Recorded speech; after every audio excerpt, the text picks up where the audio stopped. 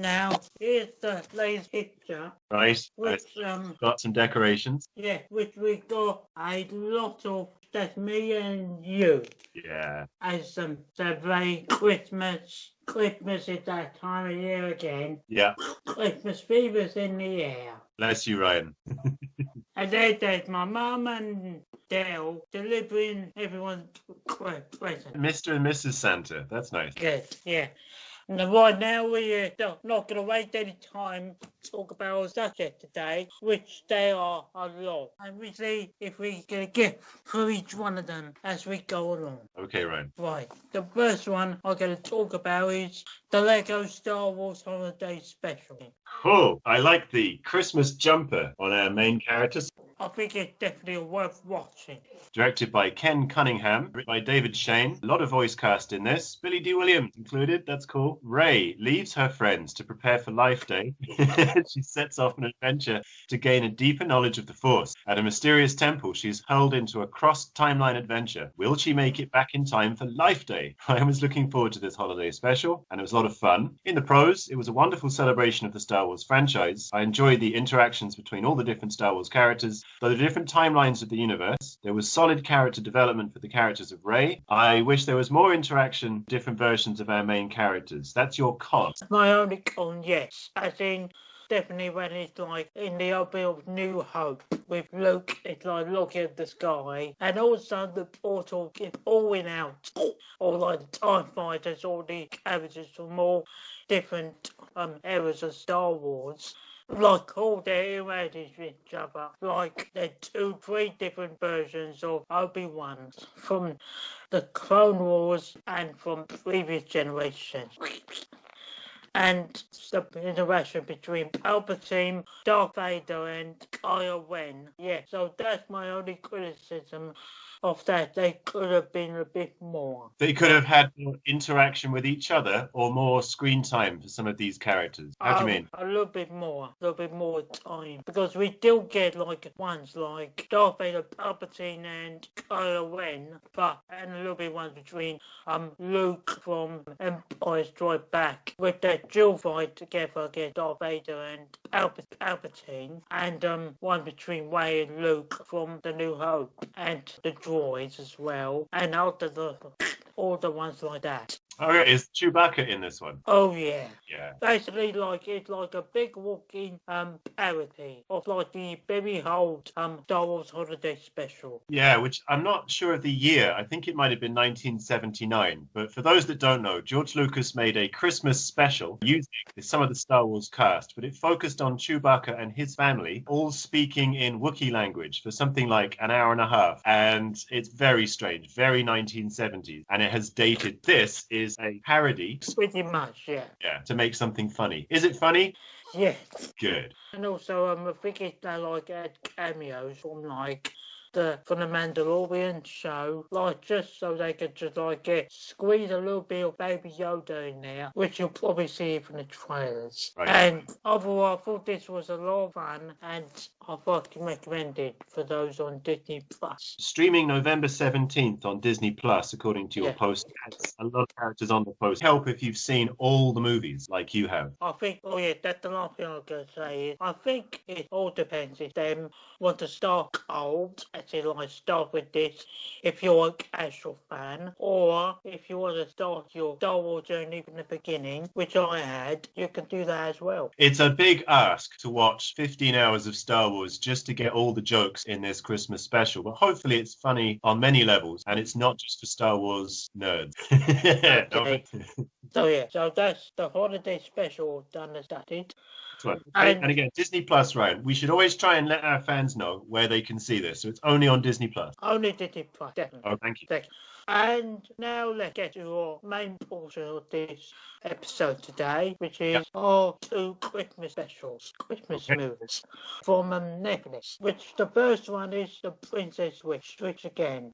Yeah, The Princess Switched again. Yeah. which is the sequel to the first Princess Switch. That makes sense. I know nothing about the original, but my first thought is, how can something like this happen twice? But Probably because they just think, well, it is time of year again where it's closely getting to Christmas. we're not paying it what the royals look like, so they can just keep switching. That's fine. Yeah, with Vanessa Hudgens. Right.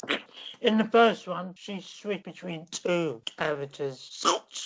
Basically, play both two characters at the same time. They are twins, or they're identical looking people. One is like the, and the other one is Brickbaker, sales lady.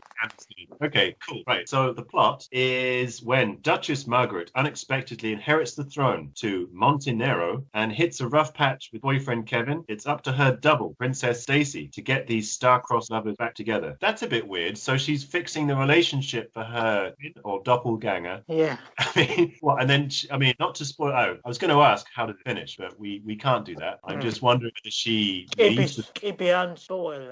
Okay, right. It's just I don't get what's in it for her other than wearing diamonds for a time, but it's a comedy, so yeah. And also, basically, it's a romantic film. Okay. They just meet something to kickstart their Christmas, like the poster child for their Christmas season to start. A sequel from the Princess Switch is a good one to start with. Was the original well received? Well, yeah, sort of. Definitely right around Christmas time. Last year? Yeah, definitely. So in this one, instead of playing two this time, it's three. Yes, she's playing three characters this time. Stacy, pardon me, I'll put these names. Stacy, Manhill, and Margaret. Stacy, Margaret, and Fiona. Is that correct? Yeah, thank you very much. Oh, welcome. Sorry. So Ryan's listed cast and characters in his review. Tells you who is playing who. Are they completely different people? Oh, yeah, they're really different people. They're not related in the context. Also, no, they are three completely different characters, three different people. I guess I think it's like the spoiled sister with the royal, which is like pretty much a bitch, basically. Okay. There's, of course, the two from the last film, which is the royal queen, and one which is like just a bread maker from New Orleans. Okay, but they all look the same, and thus they interchange. Yeah, well, okay. Play around with that idea. Oh, fair enough. Okay, I've not seen it, so I can't say whether it went well or not, but Ryan rates this one 3 out of 5, and you would say good follow-up to the first one. Yeah, I didn't really like this one that much. Oh, you did? Okay. But I thought it was okay. But it wasn't that much to the film. Yeah. But probably people never like this. There'll be a lot of people probably won't watch this one again. But I'm glad I did watch it. Okay, great. So you're glad that you have it under your belt, and if you're not into Lego Star Wars, you can watch it. Probably there's something to kickstart their Christmas extravaganza on Netflix. So yeah, that's why this film will be remembered for. It's something that's easy to watch. Okay. Leading up to your Christmas delight. Okay. Yeah, that's all I'll say about that. Oh, okay, right. Thank you. And the next one is the Christmas Chronicles 2 with Kurt Russell and Goldie Hawn. And don't they just look the part? I'll show the poster. The Christmas Chronicles 2, it's part, in case you don't understand what the number 2 means. Yeah. Teenager Kate Pierce is reunited with Santa Claus when a troublemaker threatens to cancel Christmas forever. I was looking forward to this sequel when it was announced, and the film is so good. In the prose, everything in the film was so grand in scale. Villain was a sympathetic adversary to our main heroes of the story. The two kids' chemistry with Mrs. and Santa Claus was so surprising. Well done throughout this film, and I can't think how much I was smiling a lot. Wonderful. That's great, Ryan. Yeah, so I didn't have no problem at all with this film at all. Santa. It's wholesome stuff. Yeah, I didn't have no cons with this one at all, really. The poster doesn't really give me any clue as to any kind of threat. You know, everything's very hunky-dory. They all look very happy. So what, can you give any tease as to what's threatening Christmas, Ryan? Well, the main threat of the film, which is basically, the kid from Deadpool 2. I don't know, Ryan. In fact, if you explain any of these points you're mentioning, feel free, because I don't know anything about any of this. Oh, okay then. So yeah, mate, the main villain of this film is pretty much like very, very, very naughty elf, a naughty helper. Right. That broke all the laws of fixes it when it comes to Christmas. That left him with a big punishment, which is he basically he basically grows up as an adult, like in a normal human body. He doesn't look like Will Ferrell, does he? No, sadly no. Like he's exiled from the North Pole and never been seen again. Okay. And that's then his motivation to ruin Christmas for everyone. Because he's been cast down. I can't help but feel the biblical in all this. Sounds like Satan being cast out of paradise. Does the elf then set up his own evil base or something? And oh yeah, definitely, yeah. Okay, right. That's perhaps enough, because the film is about, whatever it was about in the first movie, but that Christmas is under threat, and I presume Santa with his good elves and Mrs. Claus are going to save the day if they can. So yeah.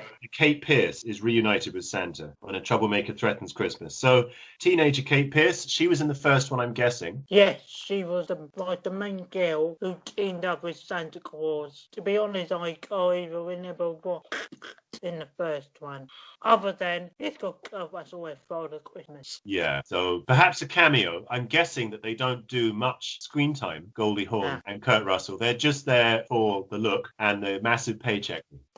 Oh yeah, pretty much. But also, what other job they gonna get them? I don't know. Because they're at the point in their career, they're you know what, we can't go.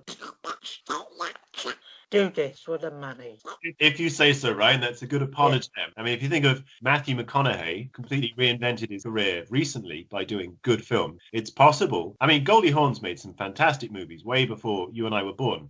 She was a very good kitchen sink actor, a bit like Barbara Windsor.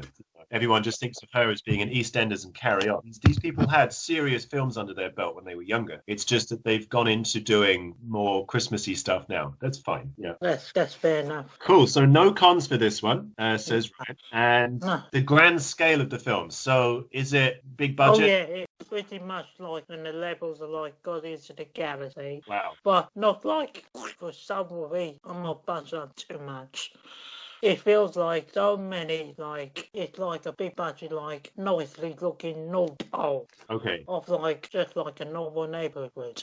And, another actor I meant to mention in here, which is, you'll probably see in the cast list, which is Tyrese Gibson. Yeah, Tyrese Gibson. From the Fast and Furious films. I recognise the name. Yeah, which he played her mum's, as in the little girl's mum's new father-in-law. Okay, so she gets a bit of extra character development from the first film, but I'm guessing the film takes place in the North Pole.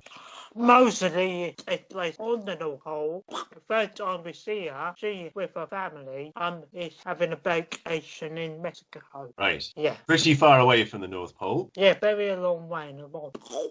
So mostly throughout the entire film, it definitely takes place in the North Pole. I mean, yeah, but by the end, she returns back to her holiday destination. Yeah. Do you think that Christmas will be threatened a third time, or I don't know. They could just keep doing that, couldn't they? As long as Kurt Russell's and Goldie Hawn are happy to appear and wave at the camera. Oh yeah, well, probably might, but we don't know.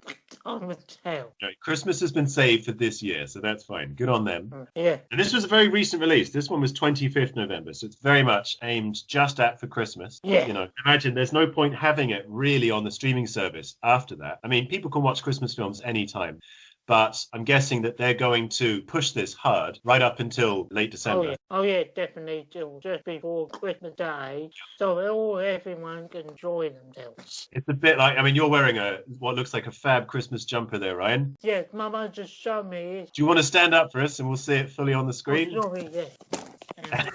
Never waste a good Christmas jumper. Oh, cool. That looks like good 16-bit. Social media. Oh, very good, Ryan. Very good. Instead of social media. Or snuggle. Okay, we'll make that a word. Enough people need to say it. So that's the Christmas Chronicles 2. Yeah. Which is definitely higher for those. Highly recommended this film. Definitely around this holiday. Cool. If you want to see some good A-list actors hamming it up as Mr. and Mrs. Claus with a plot, then check out Christmas Chronicles Part 2, which is basically see Christmas Chronicles 2.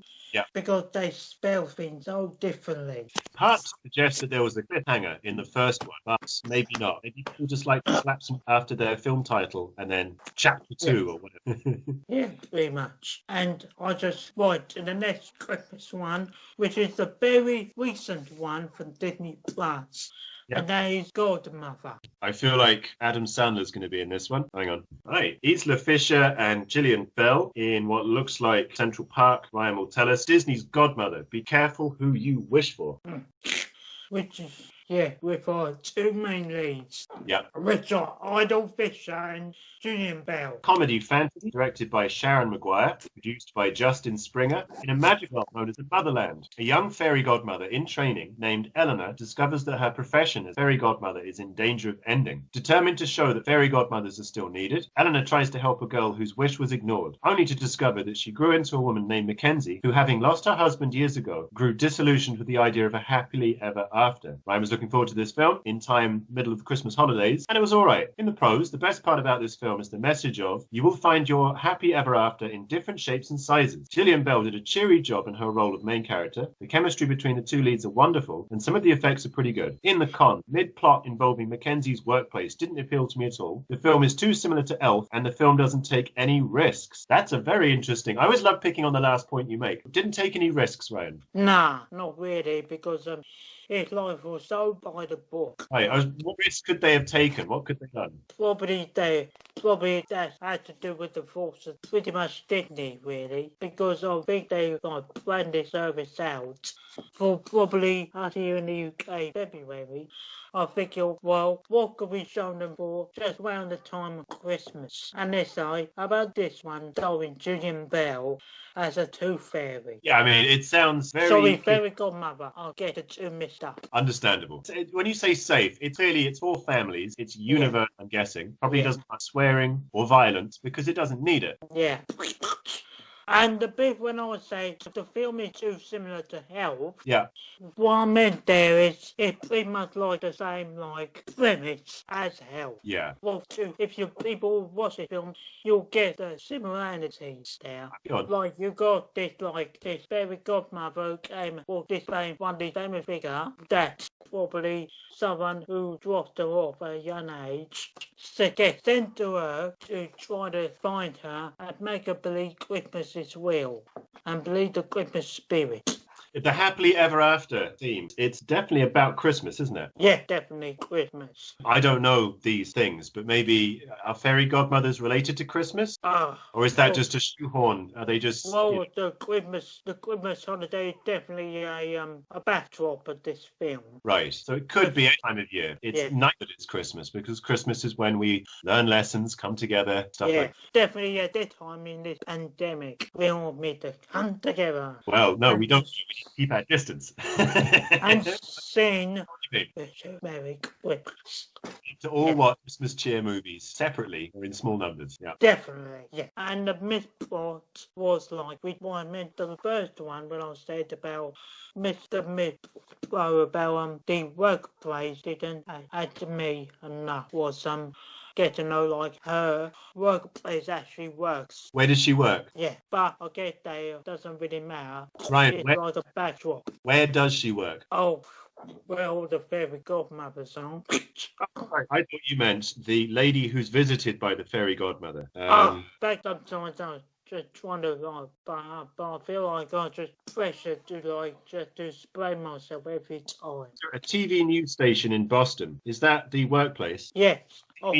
Off Idle Fisher's character, yes, which is basically playing the elfish dad from that film, but the walls are with bird, they swapped. Okay, so if you've seen the man is Idle Fisher. Right, that bit will make sense. And you felt like it was just a drag on the storytelling; it was unnecessary. Well, a little bit, yes, but when I was watching it, this is like definitely similar like Health, which to me Health is still a clack. Yeah. I think people need to enjoy this at Christmas time as well. It brought a lot of smile on your face. And let's go a step away of something very cheery to something really tragic and sad, but also inspirational. To a new one called Cloud. Disney's Clouds, based on a true story. A man with an acoustic guitar. So basically, it's like a young musician discovers his cancer diagnosis spread across his body, so he's like got no limited time on his hands. So instead he go out there, relive his dream as a singer, which soon becomes like a pop music sensation in the short time left he has to live for. Based on a true story.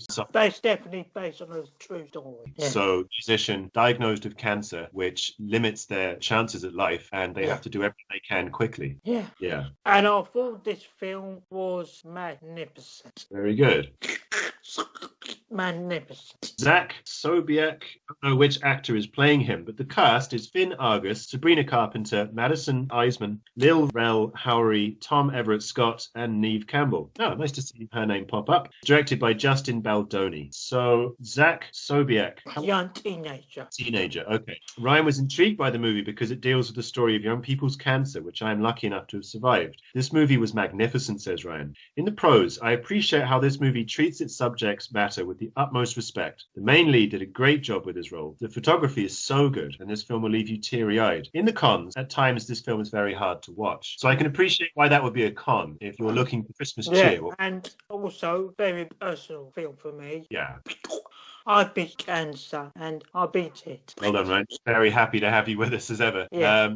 This touched you very personally, emotionally. Yeah. Yeah. The way they are like structured it, how like they could show the emotion, all the different emotions of like definitely the brother and sister of like knowing that definitely in the beginning at the end when they doctor had to tell the parents that the cancer is spreading across his body, so he never got that long to live. Yeah. And that to me was the highlight of the film. Getting the emotions, the family, what they go through to like realise their son dream, not knowing where they're gonna get the results of that cancer diagnosis yet. Yeah, and the way this like edit, the way they edit it together, actually very surprising. But at the same time, I felt the film was a little bit too long. Right. A little bit, but just the right amount to keep my mindset on the movie and my enjoyment of it. Okay, so there's no way it could have been boring as such, but it was long, and potentially they could have cut out some bits. Yeah, but also just the right amount of time it to spread them out a little bit. Yeah. Oh, it's a very somber subject. Yeah, I'm glad that you enjoyed it, Ryan. They did it well. Yeah. Thank you very much. Cool. And again, it's nice that's from Disney because Disney is about escapism, isn't it? They invent characters, exist in places, don't it? But this is based on a story, and it hits home especially with yourself. So that's cool. Yeah, and I probably might just give this one a shot for those if you had to do like grab a pair of tissues in order to enjoy it, because it might leave you teary-eyed, but also leave you with a lot of worrying effort. Yeah, I think this is meant to be a hard watch because it's a serious sub. And if you've got a Disney Plus account, Ryan is giving us quite a few Disney pointers here, so you might have quite a nice batch of movies to watch if you own an account. Oh, definitely around this Christmas evening. Yeah. And now we go from Disney Plus and back to Netflix. Right. With this one that just released just a week ago, which is the musical The Prom. The Prom. With an A-list cast of Mel Streep, Jane Gordon, Nicole Kidman, Michael Key, and Kelly Washington. Yeah, I'm glad that you were listing the cast, Ryan, because that helps me identify this is the movie because there is all the people Ryan's just mentioned. The Prom, comedy, musical, gay and lesbian, says Ryan. Directed by Ryan Murphy, screenplay by Bob Martin, Chad Begulin, starring a lot of people, which again, Ryan's just mentioned a lot of their names. Meryl Streep, James Corden, Nicole Kidman, Keegan-Michael Kay, Andrew Rannells, Ariana DeBose, Kerry Washington, Tracy Ullman, Kevin Chamberlain, Mary Kay Place, and Joe Ellen Hellman. Music by Matthew Sklar, David Klott, and it's a Netflix movie. The plot: down on their luck, Broadway stars shake up a small Indiana town as they rally behind a teen who wants to go to the prom with her girlfriend. I was looking forward to this film with my family. It was really good. In the pros, everyone in the movie did a good job of being this project to the screen. The film shows no fear of going too over the top to make this film a success. Afterwards, it will leave smiling a lot, and they do an amazing job of representing the LGBTQ community. In the cons, the film does need to redo some of the plot lines in the film. Some of the musical songs are a bit too overwhelming to handle, and it went on for a little too long. I mean, you say at the beginning that it has no fear of going over the top. So yeah, which is like what I meant was that at times for me it feels going over the top, definitely of like just the dialogue. Okay. Like, how the actors talk. It feels like, what is this? This is not natural. Have you seen Mamma Mia before? Yes, I have. Imagine you would have done. So is it like that? Are they hamming it up because of Mamma Mia? Well, it's all Mamma Mia, but instead it's not like in a water village. Yeah. Instead it's like in the middle. It's the middle of a prom. This makes me think of a South Park episode, Ryan, where they do break into song every now and again on South Park. Like, it makes me a gay character in South Park wanting to go to the prom, and how all the town would like turn into a musical. Is it like that? Yeah, pretty much. Okay. And the bit when I said, some of the songs are a bit too overwhelming for me. As in, like, some of the songs, like, didn't get me that much, or just, like, made my skin crawl. So you're not buying the soundtrack for this one? No, pretty much no. Definitely it's not on a cheaper price. Okay. But not like when I spend my money on it, no. No, because I was just thinking, I think Mamma Mia soundtrack is as popular as the movie. People enjoy belting out the songs. Yeah. It matters what the song is. I don't know what the music is in this film. Is it classic pop songs? Or is it... definitely of it. Okay. And a lot of like Western music playing, like God, I'll never. It's been such a week ago. Yeah. And dancing, isn't it? Yeah, a lot of dancing, like. Yeah, like flash mobs they call it. Is that like everyone pulls out of all the shops and everyone fills the street? Oh my God, you go like that. I did credit that. But it takes a lot of acting power to do all the acting, the dancing, the singing. It's like those old Frank Sinatra. Hat off to the people who make. Okay. And also, I was actually surprised by James Corden in this, because I thought, oh no, he's definitely gonna be good. He's gonna be good. Yeah. And He's redeemed himself from Cat, has he? Yeah. That film is terrible. I want to see that one. It's on my list for like worst bad good movies. Good for you. I feel the same way. Yeah, you rewatch it. For me, it's hope. Yeah. Okay, but this is not that. This is James Corden and Kirst doing a good job. Yeah, and Meryl Streep just being Meryl Streep. Good for her, man. Yeah, she's like the queen of musicals now. Who knew? Yeah. Again, she did a lot of serious movies through her life. She's done tons of film, a lot of tearjerkers. But it's nice just to see her having fun. Oh yeah, definitely. I feel like she's more fun in this one than all the other ones. Definitely when she's like trying to flirt with Kevin Michael King's character. Right. The prom, if I'm right, is or a high school thing, isn't it? Yeah, definitely a high school thing. So how does, without plot spoiling if you can, how does Meryl Streep feature? Is she like a fairy godmother or a teacher? She's obviously not a student. No, not really. I think the story is like what's up? Sorry, like Broadway stuff. Actors and actresses. They realise their West End plays cancelled, and they are like not gonna take it standing down. And then, like, we're going to do something to, bring our resume back to the top. There is just to help with a gay student in a small little town to get this nice lady the best prom of her life. Does it deal with homophobia at all, or is everyone in the film happy for them? Definitely. Reading about The Prom, the musical, which you linked to in your review. So this is based on an actual Broadway musical. Glean whether or not the original musical is exactly like the movie, or if the movie is an original story as far as helping the girl with her girlfriend. Is it topical as far as the pandemic, or was this made before COVID-19?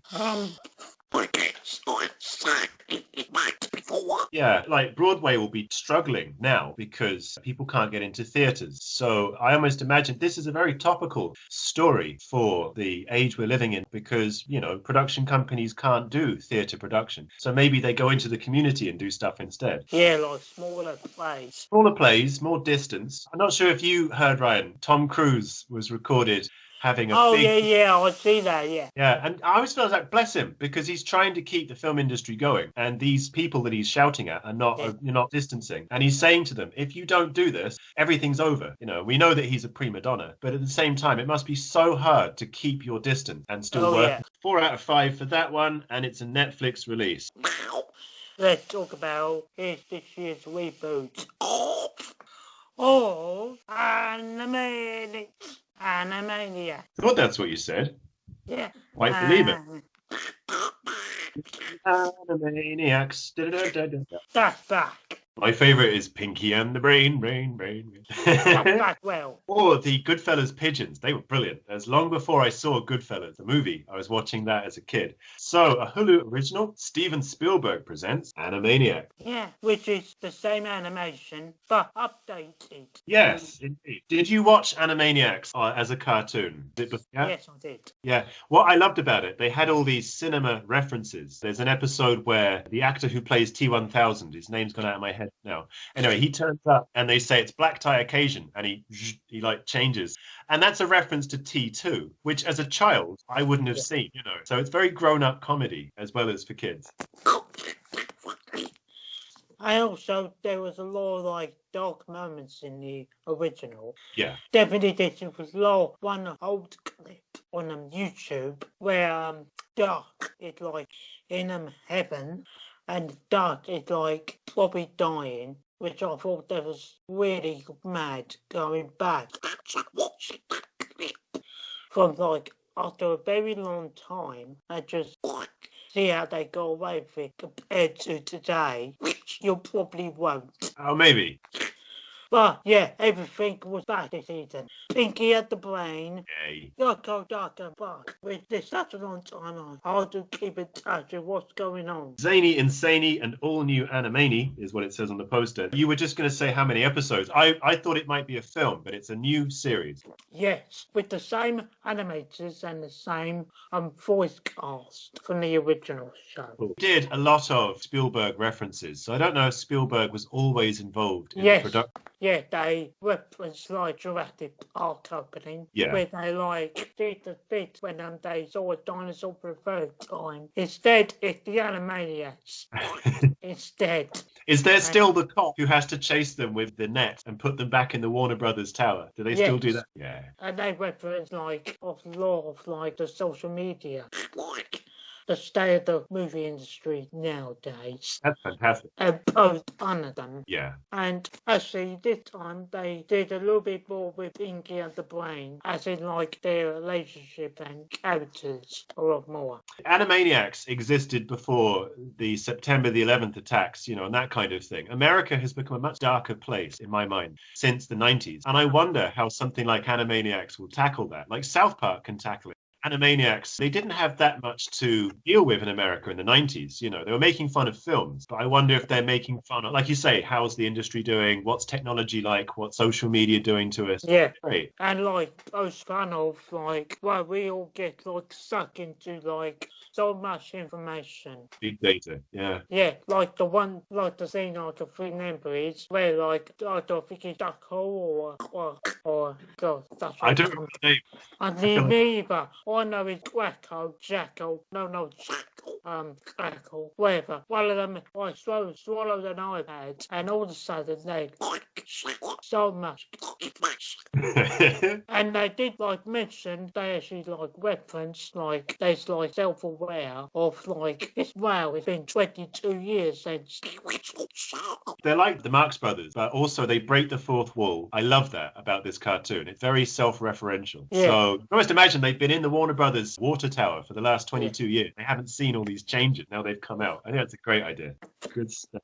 Yeah, so I definitely highly recommend this show. And it's on Hulu. Yeah, if you can like manage to get it over here in the UK, or you can probably just find it from any other random like streaming service, like anywhere on the App Store. Fantastic. Okay, so if you're desperate to see it, there will be more than just Hulu, which is another streaming service all on its own. It will be out there somewhere. Yeah, and also the first episode is available on YouTube. Okay, cool. We'll put that as the trailer, Ryan, to this episode. We'll make that the video suggestion. But I don't think it's like got every episode on it on YouTube. No, that's not fair that people pay to watch all 20 episodes, or at least, make some effort. But they can watch the first one for free if it's available. Okay, cool. Yeah, exactly. And the last one of the day, which will probably I'll mention now is I've finally watched Doom Patrol Season 1. Oh, Doom Patrol. Okay, yeah.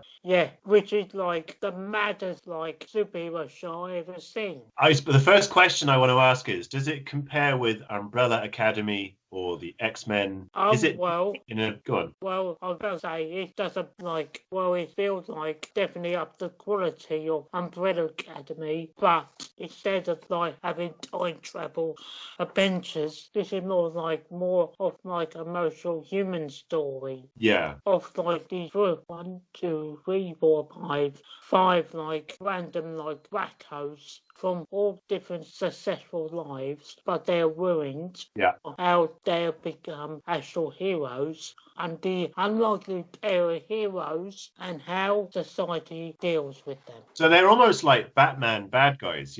Tragic accidents have happened to them, and they've become characters. I know a bit about Brendan Fraser's character. He was a race car driver or something. Yeah. Sometimes I'm watching his character, Robot Man. Yeah. At times I cannot believe that Brendan Fraser's voice inside of Robot Man's body. Yeah, there was a lot of, when I was first aware of Doom Patrol, there was a lot of fan celebration that Brendan Fraser was back, because a bit like a Nick Cage, he's had a tricky, rough ride of the 21st century. He had a big success with The Mummy. He's had a bit of a downfall, but people are really happy to see him back on screen. And good in there. Definitely these days when rewatching all the old Mummy movies. Yeah. And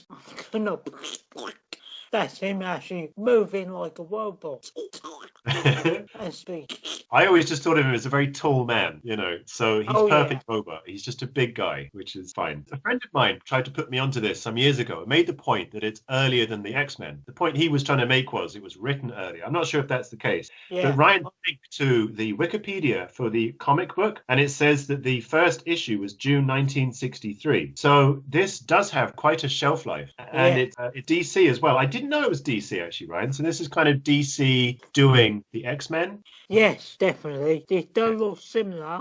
You got the Professor-esque character played by Timothy Dalton. Fantastic. Which you pretty much don't see him a lot in the series, but his presence I've noticed a lot in the series. Went wrong. He's a legend, though. He's fine. Yeah. Yeah.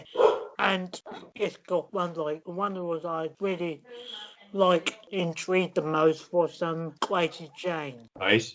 Played by the chick from Orange and the New Black. It's got an all-star cast, would you say? Or at least some of the cast? Sort of cast, yeah. They got star power like Brendan Fraser and Matt Bomer. Right. What's he from? Oh, Chuck. Okay, yeah. Yeah, and also you probably an older show. He did I can't remember that much. Okay. And he played Invisible Man. If I may, this might be a stretch, but it's almost like with the Brendan Fraser thing, it's almost like a redemption for him. In the program, I get the feeling it's about redeeming themselves. Something tragic's happened, and they're now doing good. They're good guys, and it's almost like that's Brendan Fraser. He's redoing. And Brendan Fraser's a wake car driver. Elastigirl. Don't get that character confused from the Incredibles.